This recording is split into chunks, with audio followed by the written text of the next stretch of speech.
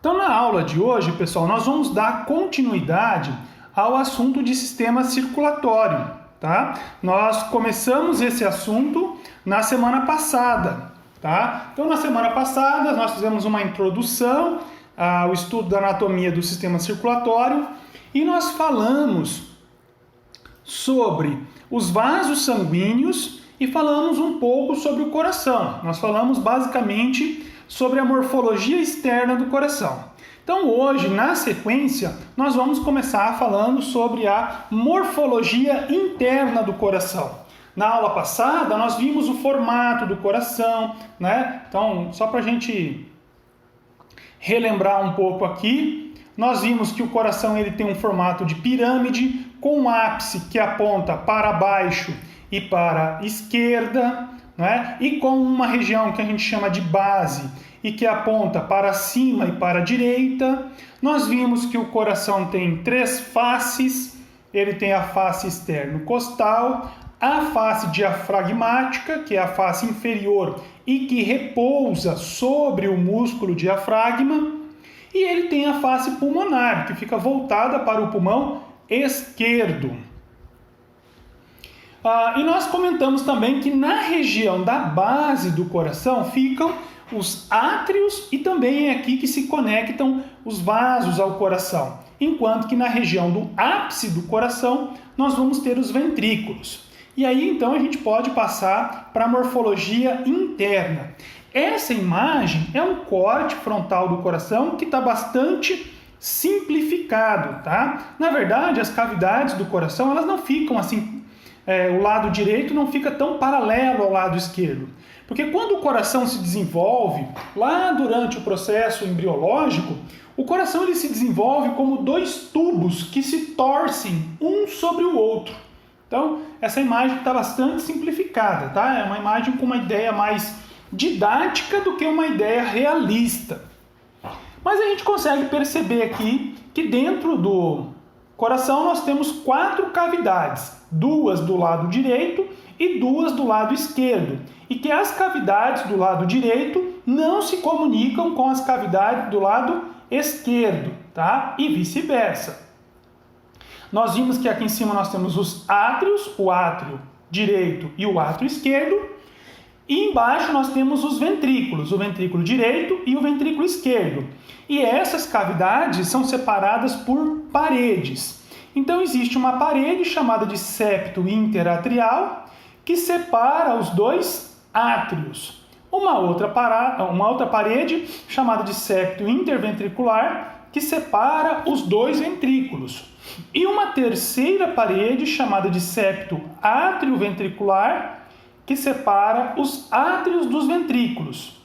Só que nós vimos também, ainda na aula passada, que o septo interatrial, como eu já comentei, ele não é perfurado, nem o septo interventricular. Agora, o septo atrioventricular, ele é perfurado. Então, ele vai permitir a comunicação entre o átrio direito e o ventrículo direito, né? Por um orifício que nós temos aqui, chamado ósteo atrioventricular direito.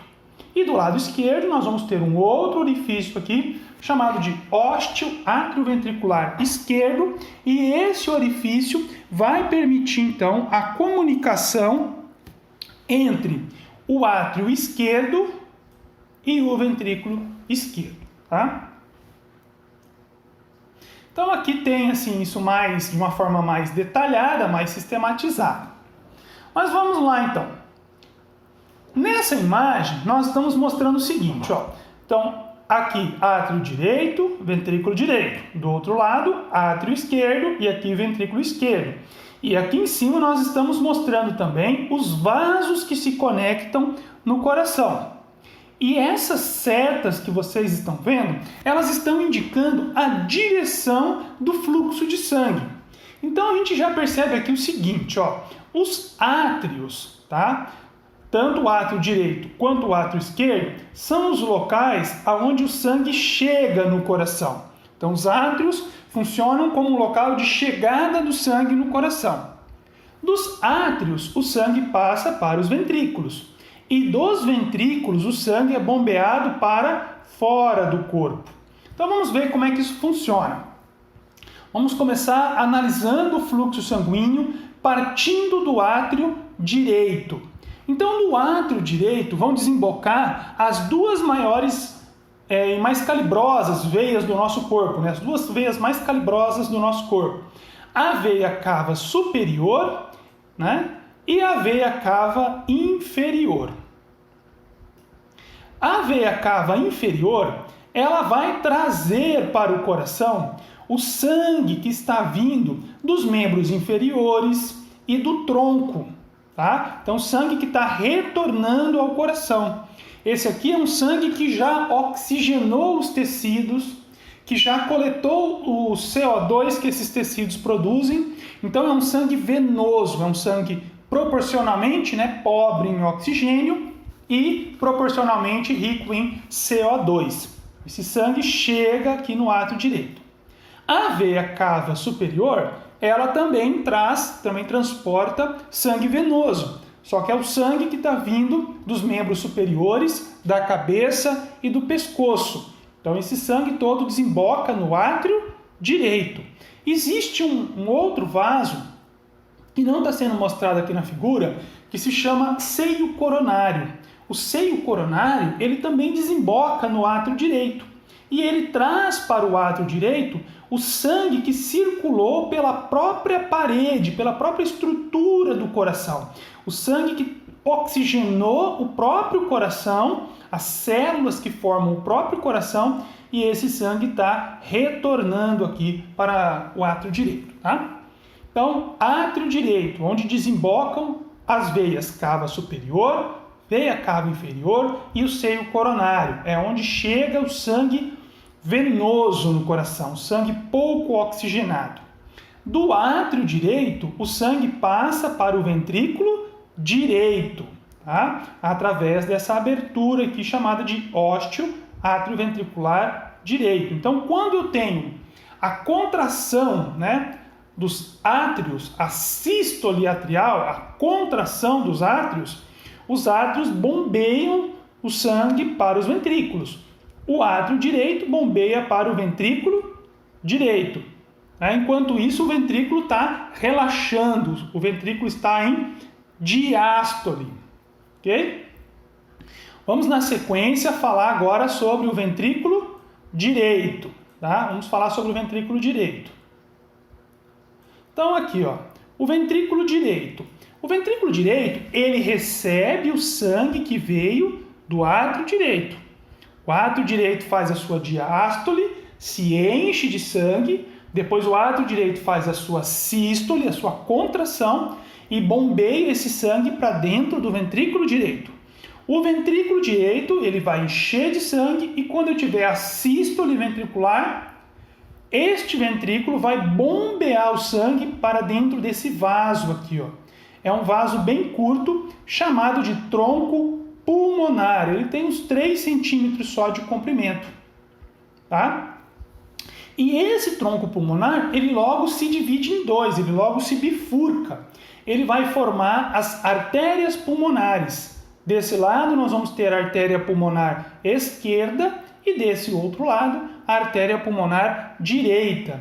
Essas artérias vão lá para os pulmões, tá? A artéria pulmonar esquerda para o pulmão esquerdo, né? E a artéria pulmonar direita para o pulmão direito, tá? Então, o que o ventrículo direito está fazendo? Ele está captando esse sangue venoso, esse sangue pobre em oxigênio, e está bombeando esse sangue para os pulmões, tá?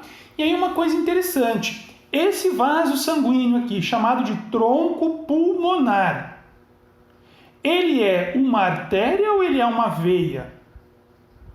Ele é uma artéria. Por quê? Porque se vocês se lembrarem daquele conceito de artéria, né, que nós já estudamos, a artéria é o vaso sanguíneo que leva o sangue para fora do coração. Então, o tronco pulmonar é, na verdade, uma artéria, tá? E ele se ramifica e forma as artérias pulmonares.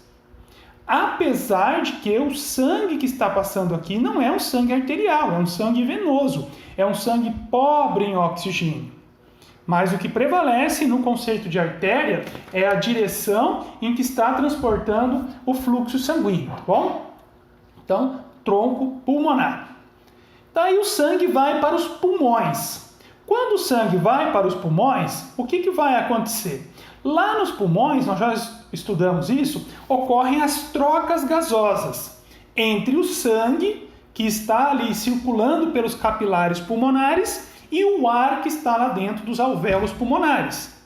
Nessas trocas gasosas, o sangue absorve do ar oxigênio, ao mesmo tempo em que o sangue libera para o ar o excesso de CO2.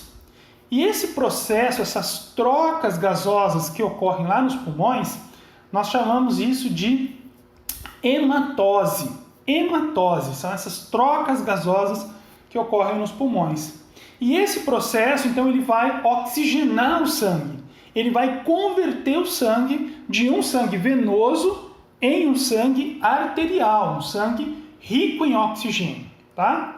E aí esse sangue, depois que ele circula pelos capilares pulmonares, os capilares pulmonares vão se juntar, vão formar vênulas pulmonares que vão se juntar e vão formar veias, as chamadas veias pulmonares. E agora essas veias pulmonares, elas vão para o coração e elas vão desembocar aqui, ó, no átrio esquerdo. Então nós vamos falar agora do átrio esquerdo. Então aqui está o átrio esquerdo. O átrio esquerdo, então, é um local onde desembocam as veias pulmonares esquerdas, são duas, e as duas veias pulmonares direitas. Reparem que esses vasos aqui são veias. Por que são veias? Porque trazem o sangue de volta ao coração. Mas, como é o sangue que está sendo transportado nessas veias pulmonares? É um sangue rico em oxigênio, tá? Então, as veias pulmonares, elas transportam sangue arterial, ok? Mas o que prevalece aqui para a gente caracterizar como veia é a direção do fluxo sanguíneo, bom? Então, o átrio esquerdo recebe o sangue que está chegando do coração, sangue oxigenado. E o átrio esquerdo vai bombear esse sangue para o ventrículo esquerdo. Quando eu tenho a sístole, a contração dos átrios, o átrio esquerdo bombeia esse sangue para dentro do ventrículo esquerdo. Enquanto isso, o ventrículo esquerdo está dilatando, está fazendo diástole. E aí ele vai se encher com esse sangue. Vamos falar agora, então, das conexões que nós temos com o ventrículo esquerdo. O ventrículo esquerdo, ele vai se conectar com a mais calibrosa das artérias do nosso corpo, a aorta, tá? Aqui ficou faltando, né, a inscrição ventrículo esquerdo, mas aqui é o ventrículo esquerdo. O ventrículo esquerdo dá origem à aorta. Então, quando nós temos a sístole ventricular, o ventrículo esquerdo pega esse sangue oxigenado e bombeia ele para dentro da aorta. A aorta é uma artéria que vai se ramificar bastante, vai dar origem a muitas outras artérias, e essas artérias, por sua vez, ainda vão se ramificar e vão distribuir esse sangue para o corpo como um todo, tá? Vai levar o sangue oxigenado para o corpo, vai fazer a irrigação arterial. E aí o sangue vai circular pelos órgãos, vai oxigenar esses órgãos, né? E depois esse sangue vai entrar nas veias e vai voltar para o coração. Então o que a gente percebe? Que o lado direito do coração, o que ele faz? Ele recebe o sangue pouco oxigenado e bombeia esse sangue para os pulmões, tá? Para que esse sangue seja oxigenado nos pulmões. O lado esquerdo do coração, ele recebe o sangue oxigenado que está voltando dos pulmões e bombeia esse sangue para todo o corpo, para oxigenar todas as células do nosso corpo. Agora, eu mostrei aqui nessas figuras, né, e disse que essas setas, elas indicam a direção do fluxo sanguíneo. Então, o sangue ele flui numa determinada região pelo coração. Ele flui dos átrios para os ventrículos e dos ventrículos para fora do coração. Mas como funciona isso? Por que o sangue não faz um retorno? Por que ele não faz um refluxo?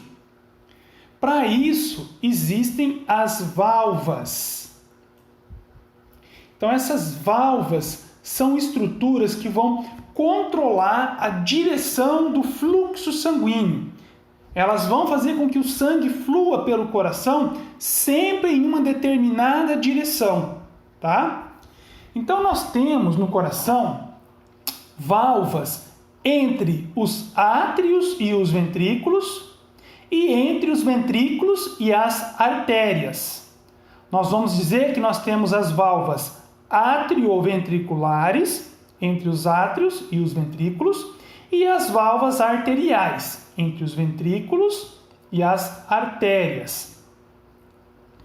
Então, vamos ver aqui do lado direito do coração. Do lado direito do coração, nós temos duas válvulas. Nós temos uma válvula que fica entre o átrio direito e o ventrículo direito. E nós chamamos essa válvula de válvula atrioventricular direita. É essa que fica aqui, ó. Ou nessa outra imagem, ela está sendo mostrada aqui. Válvula atrioventricular, porque ela fica entre o átrio e o ventrículo. E direita, porque é que está do lado direito do coração. Antigamente, essa válvula era chamada de válvula tricúspide, mas já não se usa mais esse nome, porque ele não indica, né, nem a localização, nem a função, tá? E nós vamos ter aqui a válvula do tronco pulmonar. A válvula do tronco pulmonar, ela vai ficar entre o ventrículo direito e o tronco pulmonar. É essa que fica aqui. E nessa imagem, ela está aqui. Então, a válvula atrioventricular direita, ela só deixa o sangue passar do átrio direito para o ventrículo direito.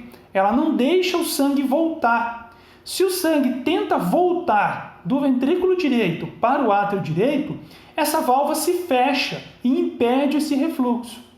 Do mesmo jeito, a válvula do tronco pulmonar, ela só permite que o sangue flua do ventrículo direito para o tronco pulmonar. Se o sangue tenta voltar, essa válvula se fecha e não permite esse fluxo. Do mesmo jeito, no lado esquerdo do coração, nós vamos ter duas válvulas. A válvula atrioventricular esquerda, que vai ficar entre o átrio esquerdo e o ventrículo esquerdo. Ela fica aqui. E a gente consegue perceber ela aqui também. Tá? E nós vamos ter a válvula da aorta, que vai ficar entre o ventrículo esquerdo e a aorta. Tá? Então, aqui nessa imagem, a válvula atrioventricular esquerda foi retirada para a gente ver lá, escondida embaixo dela aqui, a válvula da aorta. Essas válvulas aqui do lado esquerdo do coração também, elas vão controlar o fluxo sanguíneo. A válvula atrioventricular esquerda, ela só permite que o sangue flua do átrio esquerdo para o ventrículo esquerdo. E a válvula da aorta só permite que o sangue flua do ventrículo esquerdo para dentro da aorta. Como é que funcionam essas válvulas? Vamos voltar aqui. Então aqui eu tenho duas situações diferentes, tá? Aqui é um coração onde foi feito um corte, tá? Mais ou menos assim, ó. Tá? E os átrios, eles foram retirados. Então, isso aqui, ó, são as válvulas atrioventriculares. Lá dentro, você está vendo o conteúdo dos ventrículos. Então, as válvulas atrioventriculares, aqui e aqui, ó.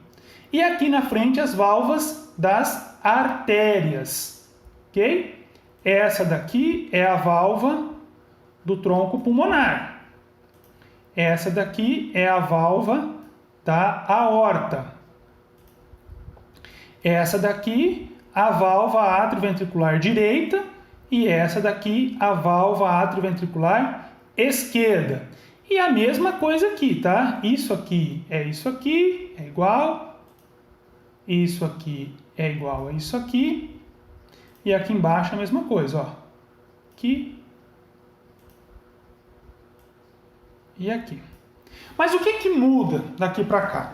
Nessa imagem aqui no meio, tá mostrando como essas válvulas ficam quando eu estou tendo a contração dos átrios. Então eu tenho a sístole nos átrios e os ventrículos estão fazendo diástole, eles estão dilatando. Quando os átrios se contraem, eles comprimem o sangue e empurram o sangue para baixo, para dentro dos ventrículos. Ok? Nesse momento, essas válvulas atrioventriculares, como que elas estão? Elas estão abertas. Elas estão abertas. E as válvulas das artérias estão fechadas. Então o sangue ele não consegue voltar, por exemplo, da aorta para o ventrículo esquerdo e não consegue voltar do tronco pulmonar para dentro do ventrículo direito, porque essas válvulas aqui estão fechadas. Tá? As válvulas atrioventriculares estão abertas, então o sangue consegue passar dos átrios para os ventrículos. Nesse outro momento aqui, o que vai acontecer? Então os átrios vão terminar a sua sístole, os ventrículos vão terminar a sua diástole, e aí vai começar o processo contrário. Os ventrículos vão entrar em sístole e os átrios vão começar a sua diástole, vão começar a dilatar. Quando os ventrículos entram em sístole, eles começam a comprimir o sangue. O sangue tenta voltar dos ventrículos para os átrios. Mas nesse momento, as válvulas atrioventriculares, elas se fecham. E aí elas não deixam o sangue voltar dos ventrículos para os átrios. Mas os ventrículos continuam contraindo, continuam comprimindo esse sangue, aumentando a pressão até que as válvulas das artérias se abrem. E aí quando as válvulas das artérias se abrem, o ventrículo direito joga um jato de sangue aqui dentro do tronco pulmonar, e o ventrículo esquerdo joga um jato de sangue dentro da aorta. Bom, e aí depois vem o processo inverso. Os ventrículos terminam a sua sístole, né? Eles entram em diástole e aí os átrios vão fazer a sua sístole e você vai inverter. Então o coração fica oscilando entre esses dois estados. E uma coisa interessante é que nós conseguimos perceber o fechamento dessas válvulas. Quando você coloca a orelha no tórax de alguém, ou quando você usa um estetoscópio e vai auscultando o tórax de uma pessoa, você consegue ouvir os sons cardíacos, aquele barulho do batimento cardíaco. Aquele som cardíaco, se você já reparou ele tem duas partes. Ele tem um som mais grave, faz tipo um tum, e ele tem um som mais seco, que faz um tá. Então você consegue perceber tum, tá, tum, tá. Mais ou menos assim, né? O som do batimento cardíaco. Esses sons cardíacos, eles são causados pelo fechamento dessas artérias. Dessas válvulas, né? O fechamento das válvulas atrioventriculares causa aquele som mais forte, mais pesado, aquele tum. E depois o fechamento das válvulas das artérias causa aquele som mais seco, aquele tá. Ok? E como é que essas válvulas funcionam? Ó, se nós formos olhar as válvulas das artérias, elas parecem com aquelas válvulas que nós vimos lá nas veias. Só que lá nas veias nós vimos que as válvulas elas eram formadas por duas membranas só, por duas válvulas. Aqui, essas válvulas, cada uma delas, né, a válvula do tronco pulmonar e aqui atrás a válvula da aorta, são formadas por três membranas. Tá? Essas membranas têm um formato, cada uma delas, que lembra um bolso de camisa. tá? E cada membrana dessa é uma válvula. O conjunto das três forma uma válvula. Então, quando o sangue está fluindo lá do ventrículo para dentro da artéria, ele empurra essas válvulas, uma para cada lado, e aí elas se afastam, né? E aí o sangue flui. Mas quando o sangue tenta voltar da artéria para dentro do ventrículo, o que ele faz? Ele enche essas válvulas, elas são como bolsos de camisa, então elas ficam cheias de sangue e aí elas encostam uma na outra. E aí elas fecham aquela abertura e não deixam o sangue voltar. Agora, as válvulas atrioventriculares, se vocês repararem aqui, deixa eu pegar na imagem, ó, elas têm esse formato, tá? Elas têm umas membranas, não é? Elas têm essas membranas. E aí dessas membranas partem os fiozinhos, tá? Esses fiozinhos são chamados de cordas tendíneas. E essas cordas tendíneas, elas vão terminar nessas saliências aqui, ó, que são chamadas de músculos papilares. Eu acho que essas válvulas parecem tipo um paraquedas, não é? Você tem essa membrana aqui em cima, aí você tem as cordas tendíneas que terminam nos músculos papilares. Do lado esquerdo é a mesma coisa, ó, as membranas, as cordas tendíneas e elas ficam ancoradas nos músculos papilares. Quando o sangue flui dos átrios para os ventrículos, o que ele faz? Ele afasta essas membranas, né? Ele afasta e ele passa. Quando o sangue tenta voltar do ventrículo para o átrio, ele empurra essas membranas uma contra as outras. E isso causa o fechamento, ó. Olhem ali na figura, né? O fechamento dessa abertura. Agora, por que essas membranas elas não viram do avesso, assim, para dentro do átrio e deixam o sangue voltar para o átrio? Isso não acontece justamente porque eu tenho as cordas tendíneas ancorando essas válvulas aqui embaixo no ventrículo, aqui nos músculos papilares. Então essas cordas tendíneas seguram, retêm essa estrutura e não deixa isso virar do avesso, tá? Agora, uma coisa interessante também é que não é tão raro, algumas pessoas podem ter incompetências nessas válvulas, de tal forma que a válvula ela não fecha completamente, tá? E aí, como a válvula não fecha completamente, você pode ter algum refluxo de sangue, tá? E aí se a pessoa tem incompetência numa válvula atrioventricular, ela vai ter algum refluxo de sangue do ventrículo para o átrio. E se a pessoa tem incompetência nas válvulas da artéria, ela vai ter refluxo de sangue da artéria para a veia. Então, uma colega ali, né, comentou no chat que tem outras pessoas comentando ali que tem esse problema nessas válvulas. Isso é bastante assim comum, não é uma coisa rara. Geralmente isso a pessoa nasce já com esse problema na válvula, tá? Agora, esse problema na válvula ele pode ser bem leve ou ele pode ser moderado ou ele pode ser grave. Pessoas que têm um refluxo leve não tem problema, a pessoa passa a vida toda. Tem gente que às vezes descobre isso por acaso. Agora, uma criança que nasce com um problema mais sério, geralmente essas crianças às vezes vão perceber isso na escola. Quando a criança começa a brincar ou fazer educação física, não é? Começa a correr, começa a exigir mais do coração, então a criança se sente mal, ela se sente muito cansada, ela tem dificuldade, né? E aí vai também do professor perceber isso, comentar com a família, e aí tem que levar para o médico, tem exames específicos. E quando a pessoa tem um problema muito grave nessas válvulas, existem cirurgias hoje em dia para corrigir, tá? Então existem procedimentos para corrigir essa válvula e existem até procedimentos para trocar a válvula.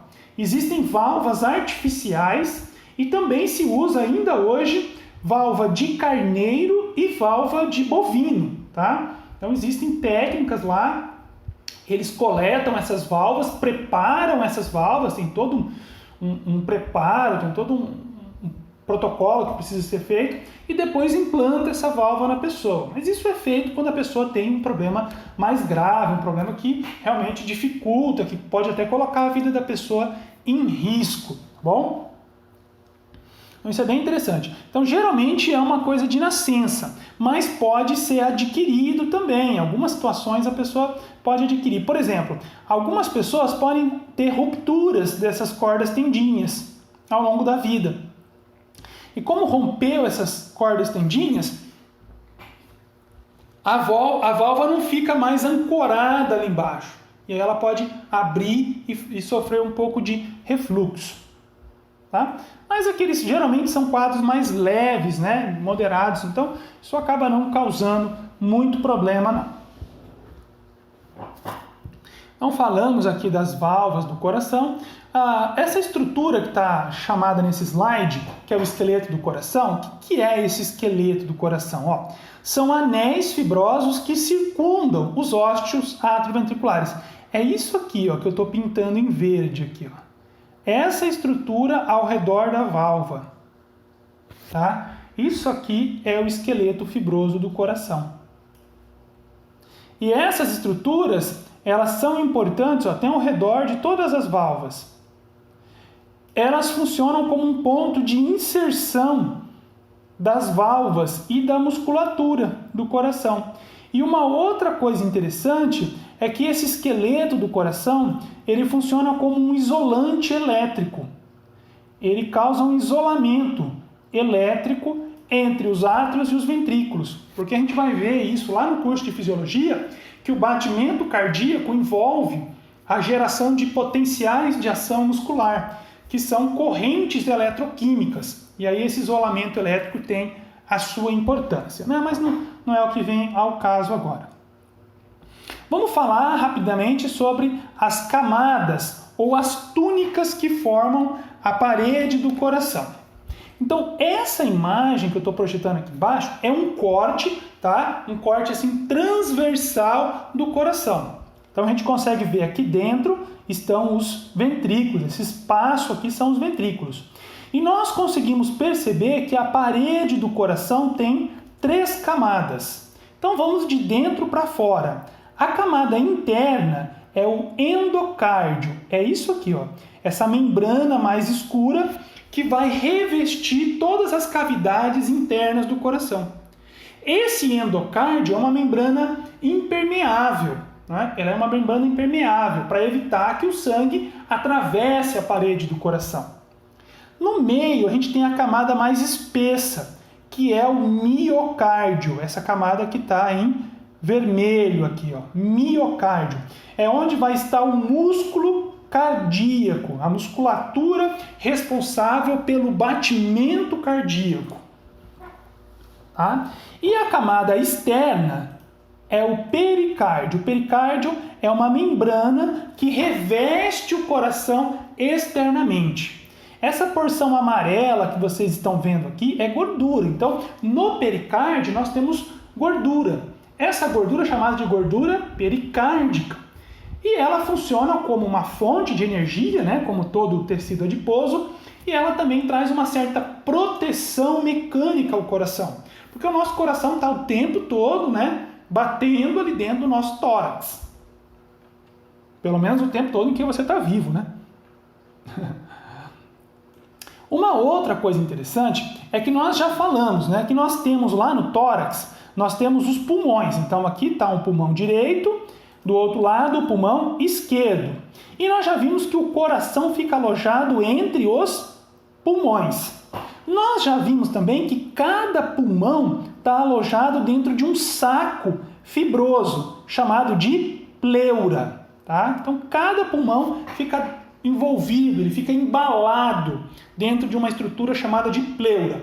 O coração, mesmo jeito. O coração ele não está solto, vamos dizer assim, ali dentro do tórax. Então a gente está vendo aqui o coração ele está embalado, ele está ensacado dentro do tórax. E essa membrana que reveste o coração, nós chamamos ela de pericárdio, tá? Pericárdio. E você pode ouvir o termo chamado saco pericárdico. Por quê? Porque esse pericárdio ele forma essa estrutura aqui, como se fosse um saco ao redor do coração, tá? Então nós vemos que esse pericárdio ele tem 3 partes. Nós temos a parte fibrosa, que é essa em cinza, essa que fica mais por fora. Forrando essa parte fibrosa aqui por dentro, então a parte fibrosa, o pericárdio fibroso, fica aqui por fora. A parte serosa, tá? Ou pericárdio seroso, ele vai forrar o fibroso aqui por dentro.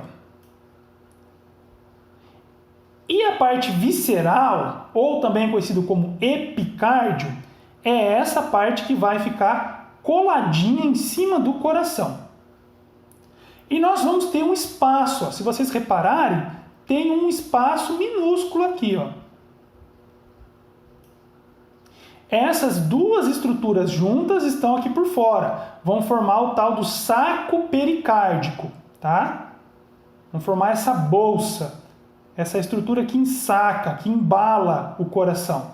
E esse epicárdio, ele está aderido. O epicárdio, aqui você pode mudar esse nome para epicárdio, tá? Essa parte que está aderida em cima do coração.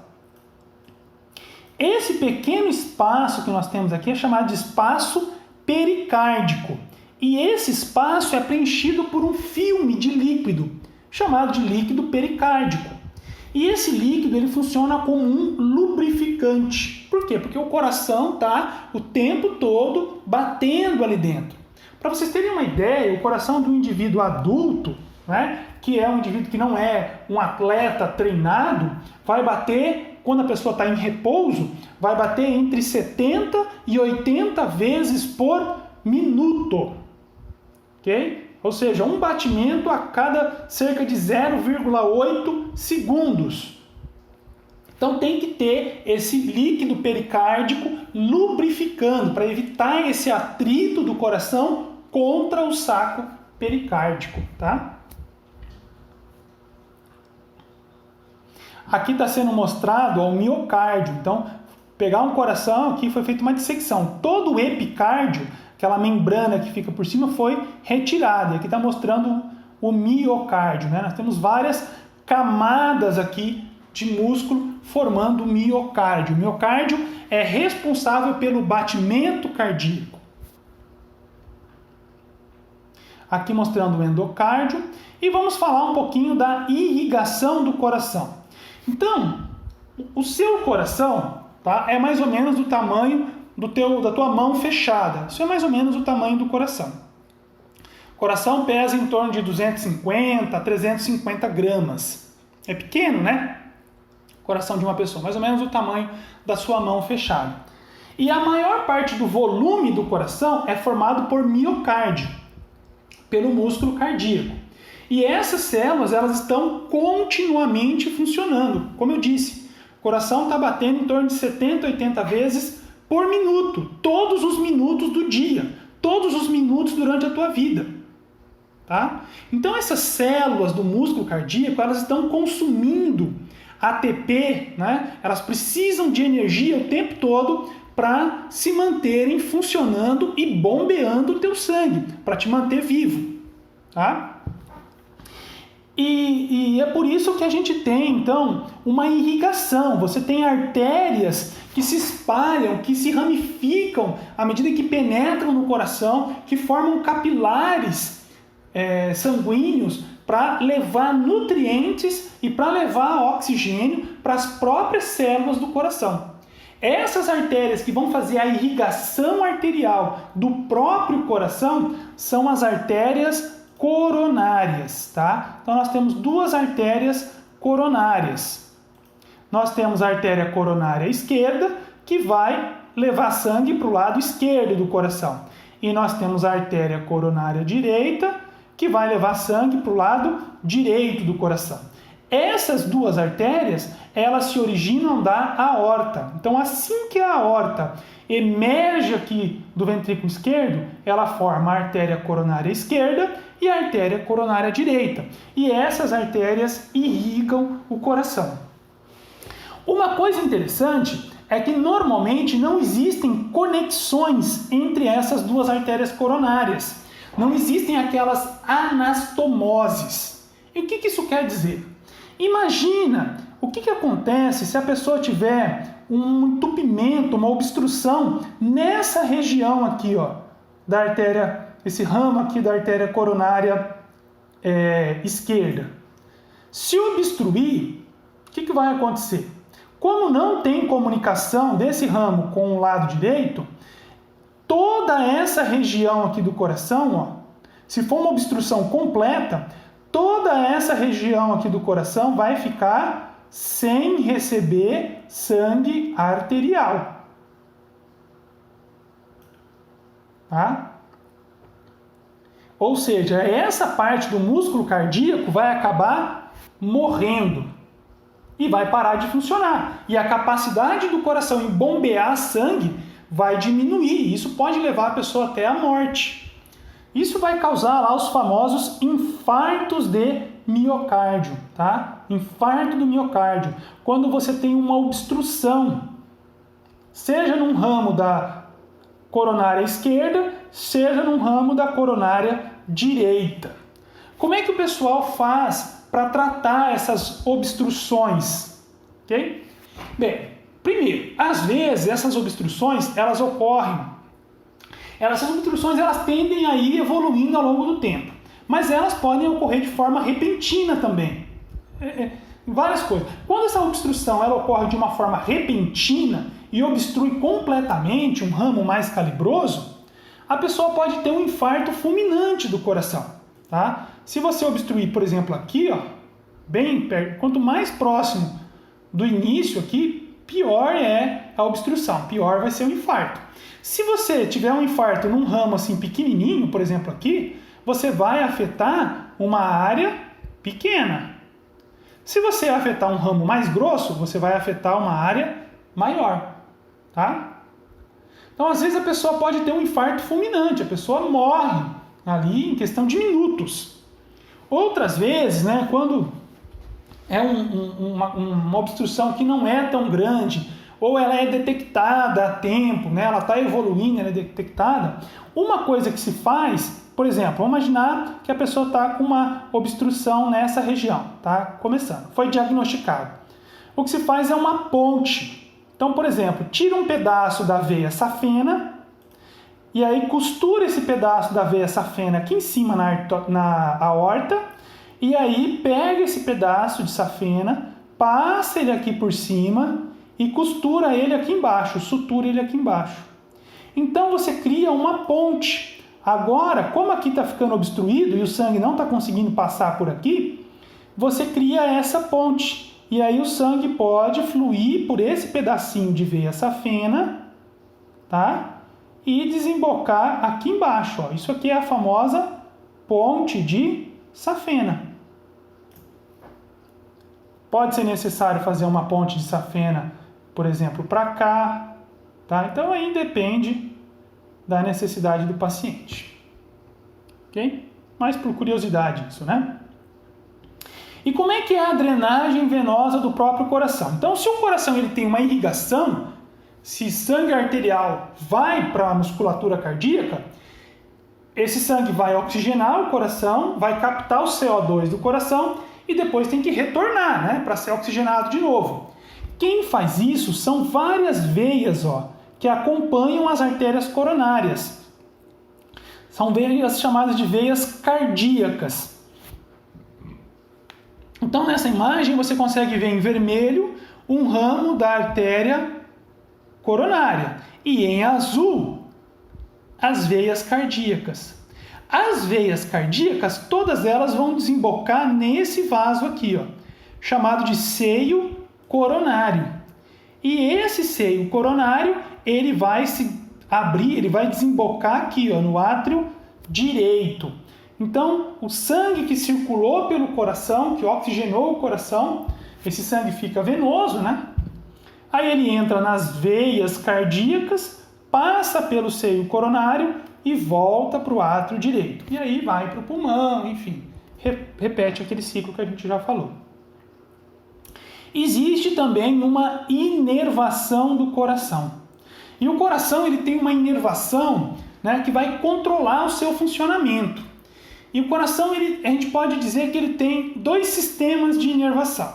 Primeiro, ele tem o que a gente chama de inervação intrínseca, que faz parte do próprio coração, está no próprio coração. Quem faz essa inervação intrínseca é o que a gente chama de complexo estimulante do coração. E o complexo estimulante do coração é formado por várias estruturas.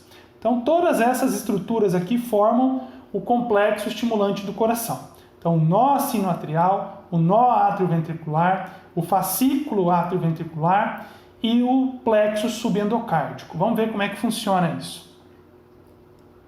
Então, o nó sinoatrial ele está localizado lá em cima, no teto do átrio direito. O nó atrioventricular no assoalho do ventrículo direito. Esse nó atrioventricular ele dá origem a uma estrutura chamada de fascículo atrioventricular, que passa aqui do átrio direito para dentro do septo interventricular. E aqui se divide em dois ramos, ó. O ramo direito e o ramo esquerdo. Esses dois ramos vão até o ápice do coração e voltam, né, para cima, penetrando na musculatura cardíaca e se ramificando, formando o que a gente chama de plexo subendocárdico. Como que isso aqui funciona, pessoal? Esse complexo estimulante do coração, ele é responsável por gerar o batimento cardíaco. É ele quem desencadeia, quem gera o batimento cardíaco. Então, por exemplo, eu disse que uma pessoa, né, um adulto que não é um atleta, está em repouso, essa pessoa vai ter uma frequência cardíaca entre 70 e 80 batimentos por minuto. O que isso quer dizer? Que a cada minuto, a cada mais ou menos, na verdade, cada 0,8 segundos, mais ou menos, essa estrutura aqui, ó, o nó sinoatrial, vai disparar o que a gente chama de potencial de ação. Vai disparar um potencial de ação, que é uma corrente eletroquímica. E esse potencial de ação, ele vai se propagar primeiro pelos átrios e vai causar a sístole atrial. Depois esse potencial de ação vai atingir o nó atrioventricular, vai percorrer todo esse caminho e vai se propagar nos ventrículos, agora de baixo para cima, causando depois a sístole ventricular. Então essas estruturas do complexo estimulante do coração, elas geram e elas conduzem potenciais de ação, que vão então causar, que vão fazer com que ocorra a contração sincronizada da musculatura do coração, da musculatura atrial e da musculatura ventricular. Ok? E aí o coração vai ter um outro sistema de inervação que nós chamamos de inervação extrínseca. Por quê? Porque essa daqui ela não está no coração. Essa inervação ela vem lá do sistema nervoso central. Ela vai conectar o sistema nervoso ao coração. Então nós vamos ter aqui nervos simpáticos, né, e o nervo vago. Essa inervação que vem do sistema nervoso, ela não é capaz de gerar o batimento cardíaco, mas ela serve para ajustar a frequência cardíaca. Se você está em repouso, você tem que manter uma frequência cardíaca menor, o coração tem que bater menos vezes por minuto. Agora, se você está em atividade física, você está andando, correndo, se exercitando, trabalhando, você precisa de um fluxo sanguíneo maior, porque as suas células estão precisando de mais oxigênio, elas estão produzindo mais CO2 que precisa ser eliminado. Então você precisa aumentar a frequência cardíaca. E aí o que essa inervação vai fazer é isso. Ela vai ajustar a frequência cardíaca, vai aumentar o número de batimentos por minuto ou diminuir de acordo com a tua necessidade, tá bom? E uma coisa interessante é que, por exemplo, quando uma pessoa faz um transplante de coração, hoje em dia existem, né, muitos tratamentos, muitos problemas cardíacos têm tratamento, mas mesmo assim, algumas situações a pessoa pode precisar de um transplante. Então, no transplante, eles tiram o coração de um doador, que obviamente tem que ser um cadáver, né? E transplantam esse coração num receptor. Uma coisa interessante é que esses nervos que estão mostrando aqui, eles são numerosos e eles são muito finos. E no transplante cardíaco, não dá para religar esses nervos, tá? Eles são cortados quando você tira o coração e não dá para suturar, para ligar eles de novo no receptor. Tá, mas aí como é que o coração transplantado continua batendo, mesmo sem estar recebendo essa inervação, mesmo sem estar conectado com o sistema nervoso central? Ele vai bater por quê? Porque junto com esse coração, ou fazendo parte desse coração, tem lá o complexo estimulante do coração. E é o complexo estimulante do coração que gera o batimento cardíaco, tá? E o que essa inervação extrínseca faz é ajustar a frequência do batimento cardíaco. Agora, nesse coração transplantado, vai ser muito importante a ação de hormônios para ajustar essa frequência do batimento cardíaco, ok? Algumas vezes também, dependendo da necessidade, pode ser implantado um aparelho chamado de marca-passo, né? O marca-passo é um aparelho implantado dentro do corpo com eletrodos que ficam conectados no coração e ele é usado também para controlar o coração em alguns tipos de doença, alguns tipos de problema que a pessoa pode ter, tá? Outra coisa que é comum no coração também são as arritmias cardíacas. A arritmia é quando você tem problemas nesse controle da frequência do coração. Como eu disse, em repouso, a pessoa deve ter uma frequência cardíaca mais baixa, né? Então tem pessoas que têm arritmia que uma hora a pessoa está em repouso e de repente, sem nenhum motivo aparente, o coração dispara, tá? Então isso pode ser uma arritmia, um problema no controle da frequência cardíaca. Isso pode ser causado por diferentes situações e tem diferentes formas de tratamento também. E vamos encerrar esse assunto falando sobre os circuitos sanguíneos. Então agora que nós já falamos sobre os vasos sanguíneos e que nós já falamos sobre o coração, nós podemos discutir os circuitos sanguíneos. O que é um circuito?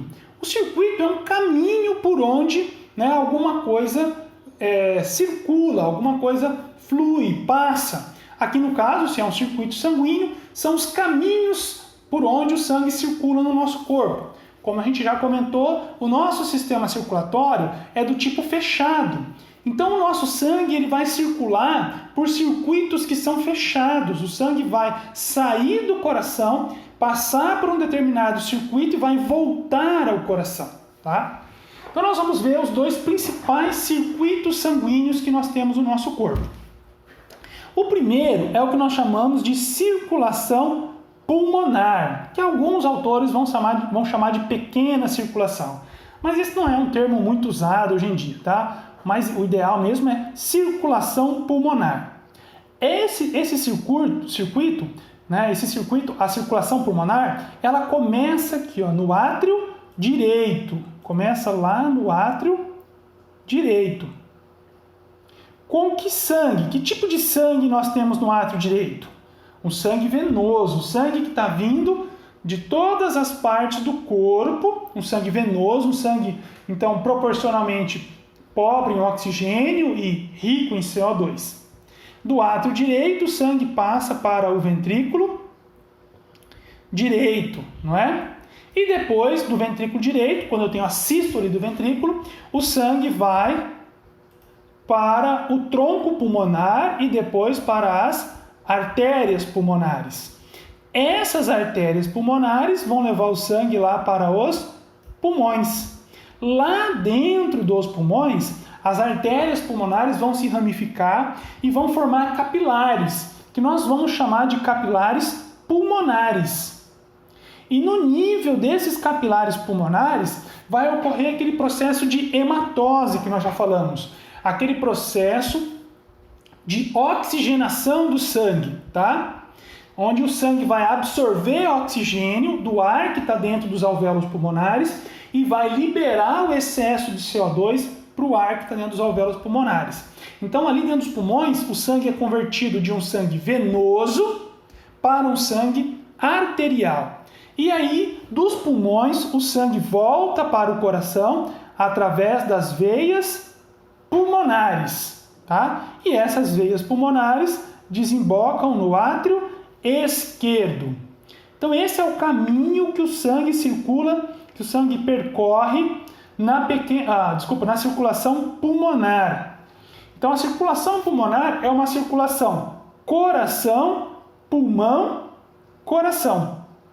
E é um circuito que serve para pegar aquele sangue pouco oxigenado, bombear eles para os pulmões, para que esse sangue seja oxigenado nos pulmões e trazer esse sangue de volta para o coração. Então, circulação pulmonar.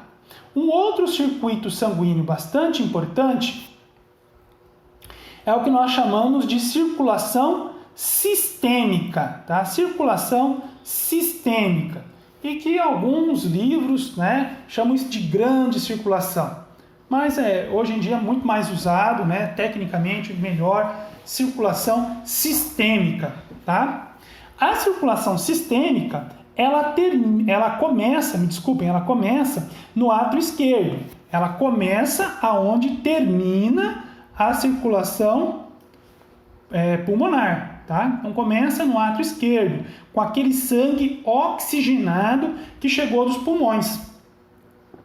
Do átrio esquerdo, o sangue passa para o ventrículo esquerdo, tá? O ventrículo esquerdo bombeia esse sangue para a aorta. Essa aorta, né, vai percorrer o corpo, vai se ramificar, vai dar origem a várias artérias. Essas artérias vão penetrar nos órgãos, formar arteríolas, né? Vão formar arteríolas. E essas arteríolas, ainda dentro dos órgãos, vão se ramificar e vão formar os capilares sistêmicos. Vão formar os capilares sistêmicos. Então, reparem que nós temos os capilares pulmonares, que são aqueles que se formam dentro dos pulmões. E nós temos os capilares sistêmicos, são aqueles capilares que se formam nas outras partes do nosso corpo.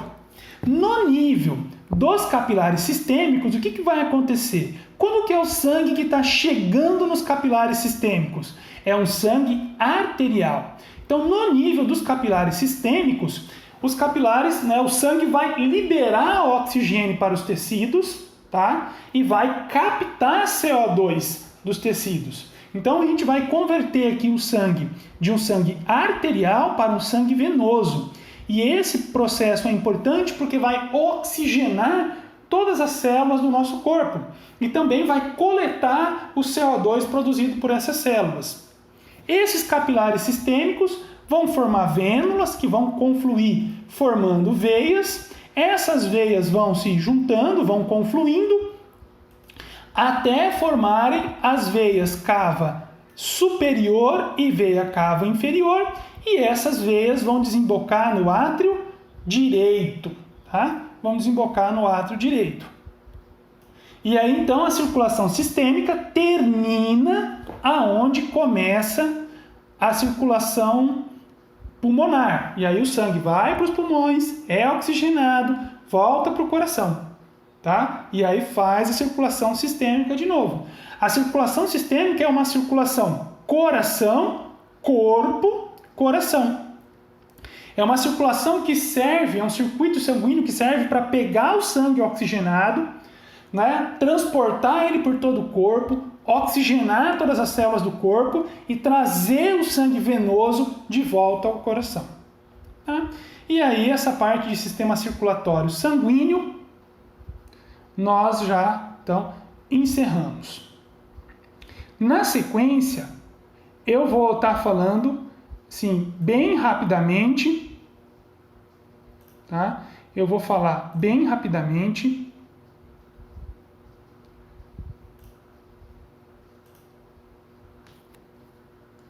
deixa eu ver.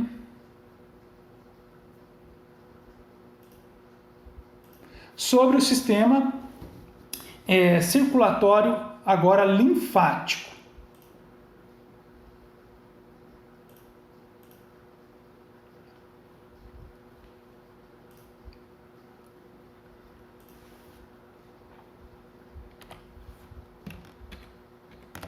Então, lá no começo, né, desse tema, nós dissemos que o sistema circulatório ele pode ser dividido em duas partes. Sistema circulatório sanguíneo e sistema circulatório linfático. E aí nós vimos que o sistema circulatório sanguíneo é formado pelo coração e pelos vasos sanguíneos. E aí nós estudamos esse sistema circulatório sanguíneo. Agora vamos falar rapidamente sobre o circulatório linfático. Eu não vou me alongar muito aqui, tá, pessoal? Até porque vocês têm depois, mais para frente no curso, a disciplina de imunologia. E lá nessa disciplina vai ser trabalhado essa parte do sistema circulatório linfático, porque o sistema circulatório linfático tem uma função muito importante na imunologia, nas defesas do organismo humano. Então essa imagem que eu estou projetando, ela traz o sistema circulatório sanguíneo e o linfático. Então a gente percebe aqui o coração, né? Aqui a gente tem a circulação pulmonar, aqui a gente tem a circulação sistêmica e isso em verde é a circulação linfática.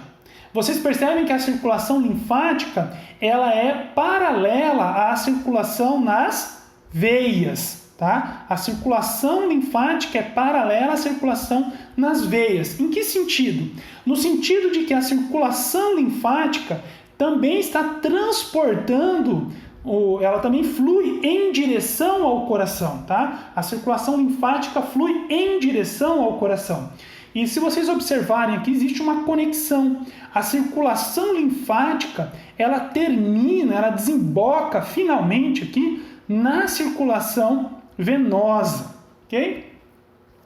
Então vamos lá. O que faz esse sistema circulatório linfático? Então ele é a porção do sistema circulatório que é responsável, tá, pela coleta da linfa e sua circulação pelos vasos linfáticos.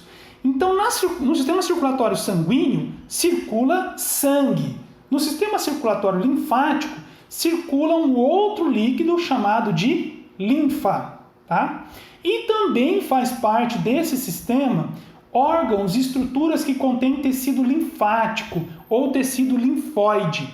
Esse tecido linfóide é um tecido que tem muitas células do sistema imunológico, tá bom? Então, a medula óssea vermelha, né, também faz parte e que produz os linfócitos. Então já a gente vai ver isso com mais detalhes. Quais são as funções do circulatório linfático? Primeira função, drenagem do fluido intersticial. O que é esse fluido intersticial? Então nós temos aqui um esquema mostrando o seguinte. Nós temos células, isso aqui são células. Nós temos a circulação sanguínea, então aqui eu tenho uma arteríola, aqui estão formando capilares sanguíneos e aqui eu tenho uma vênula.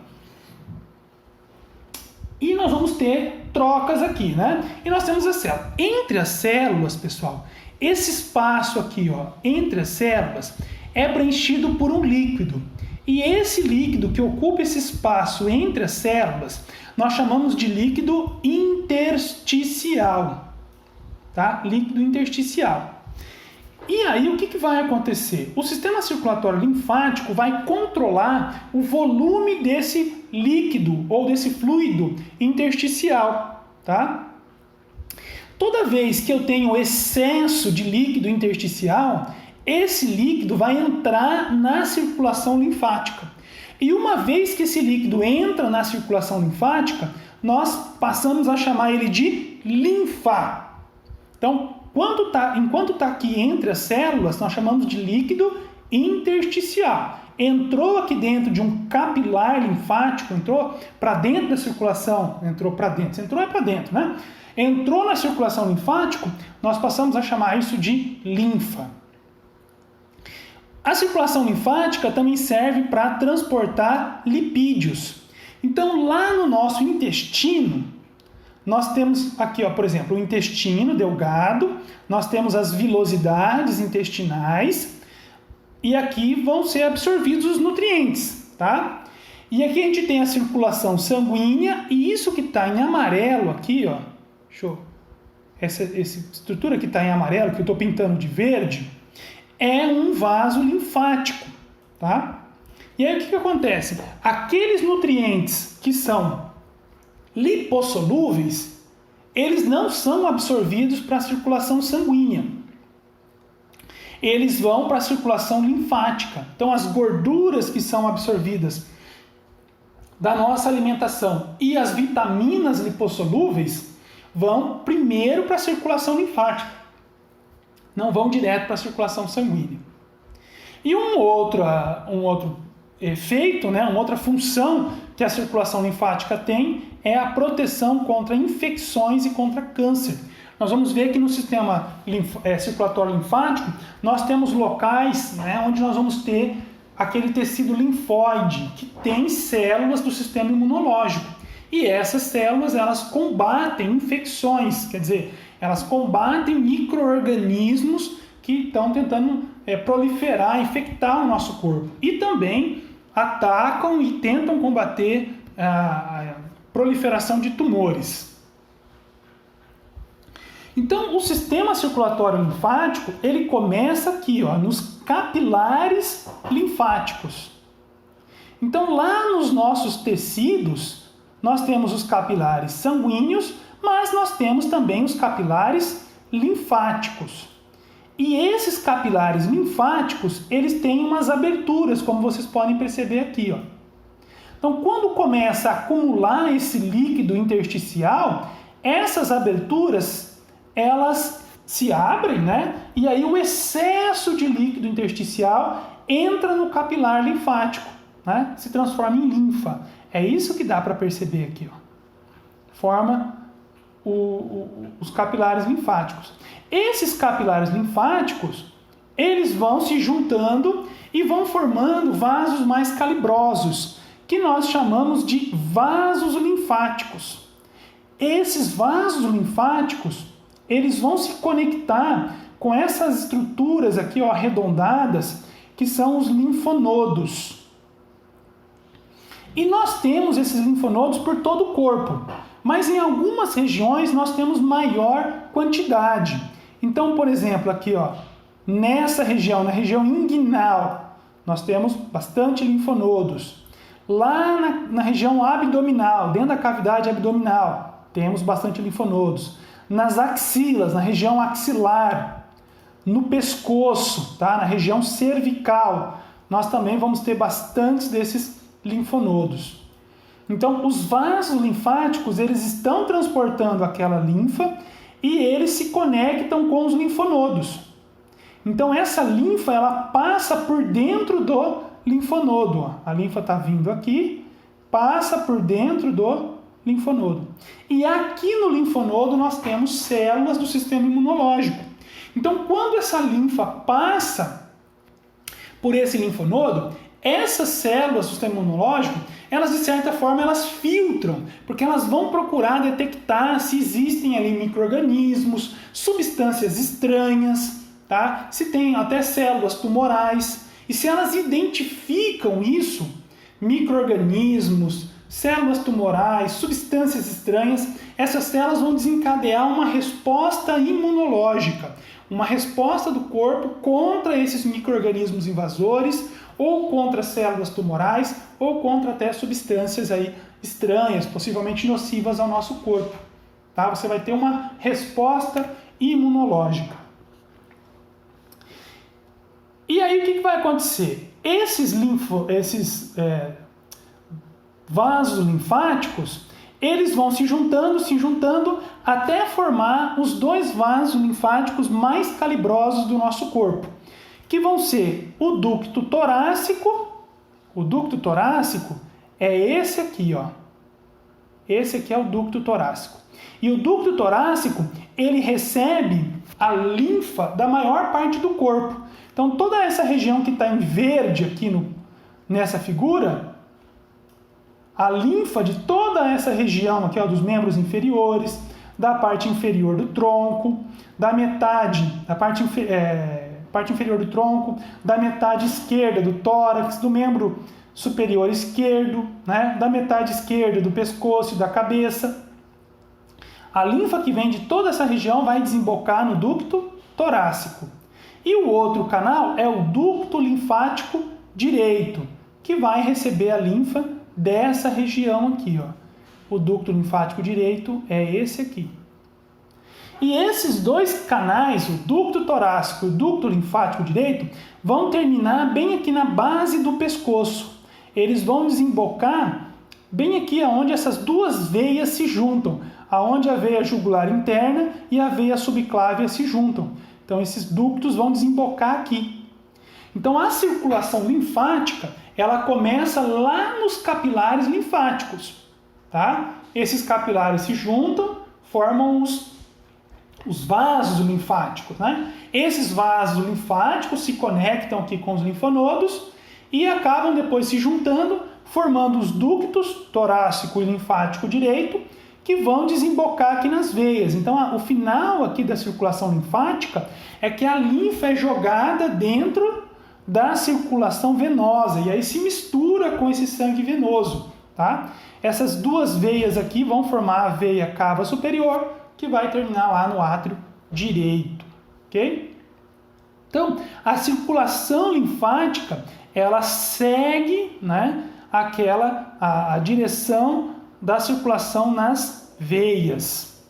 E uma coisa interessante, como eu falei, pessoal, nos linfonodos, nós temos aqui células que procuram detectar, inclusive, células tumorais. Só que existem células tumorais que elas desenvolvem estratégias para se esconder do sistema imunológico, tá? E é por isso que a circulação linfática, ela ainda assim, ela é a principal via de disseminação de metástases. O que são metástases? Metástase é quando a pessoa tem câncer numa parte do corpo e células desse tumor se soltam e vão formar um outro tumor em outra parte do corpo. E geralmente essas células vão pela circulação linfática e acabam alcançando um outro local, um outro órgão e formam um outro tumor lá, tá? É por isso que, por exemplo, quando vai fazer uma retirada de um tumor de mama, imagina que a pessoa tem um tumor na mama. E uma coisa interessante, viu? As mulheres, né, podem ter câncer de mama, mas os homens podem ter câncer de mama também. É muito mais raro, mas acontece. Mas quando uma pessoa tem câncer de mama e eles vão retirar lá o tumor, eles também retiram os linfonodos mais próximos da mama, os linfonodos ali da axila. Porque se esse tumor já tiver emitido metástase, o lugar mais provável aonde essas células de metástase estão é dentro dos linfonodos. Elas ficam aqui e depois podem continuar pela circulação linfática e formar metástases em outras partes do corpo. Então eles retiram os linfonodos também. Isso aí, como você vai retirar os linfonodos, você vai prejudicar a circulação linfática. Então, se retirar os linfonodos aqui na axila, você vai prejudicar toda a circulação linfática do membro superior. A circulação linfática aqui, ela vai nesse sentido. Como você tirou esses linfonodos para tratar o tumor, o que acaba acontecendo?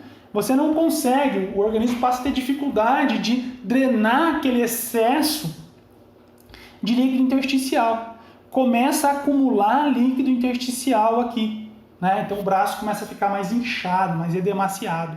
A pessoa precisa fazer aquele procedimento de drenagem linfática, né? Então ali são massagens que são aplicadas para impulsionar, para tentar movimentar esse excesso de líquido para dentro da circulação sanguínea e aí drenar esse excesso de líquido, tá? Mais ou menos assim que funciona.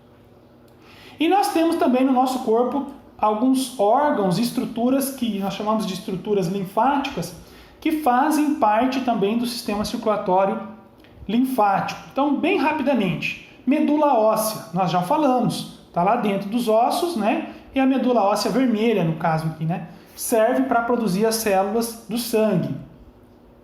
O baço é um órgão que está localizado aqui, ó, posterior ao estômago, tá? Essa estrutura mais escura que é o baço. O baço, aqui, ó, é o maior órgão imunológico do nosso corpo. Tem várias funções, tá? Mas ele tem principalmente funções relacionadas ao sistema imunológico, às defesas imunológicas do nosso corpo. Olha uma fotografia aqui do baço. Desenhos esquemáticos. o timo. O timo é essa estrutura aqui, ó. É um órgão que fica em cima do coração. Durante a infância, o timo é muito importante para o amadurecimento do nosso sistema imunológico. Mas, à medida que a gente vai chegando na vida adulta, esse órgão ele vai evoluindo, tá? E na vida adulta, resta só 5 a 10% das células originais desse órgão. É normal com o nosso desenvolvimento esse órgão evoluir. Ele é muito importante lá na infância, como eu disse, para o amadurecimento do sistema imunológico. As placas de Peyer ocorrem lá no intestino, são acúmulos de tecido ali, de tecido linfóide que a gente tem no intestino. Isso aqui é para evitar proliferação de micro-organismos lá no intestino. O apêndice vermiforme é uma porção lá do intestino grosso e que contém muitas células do sistema imunológico também. Tonsilas, nós já falamos de tonsilas aqui, né? Falamos da tonsila faríngea. Essas tonsilas são agregados, são acúmulos de tecido linfóide que ocorrem no início dos sistemas respiratório e digestório, tá? E que são responsáveis por evitar ali infecções no início dos sistemas respiratório e digestório, ok?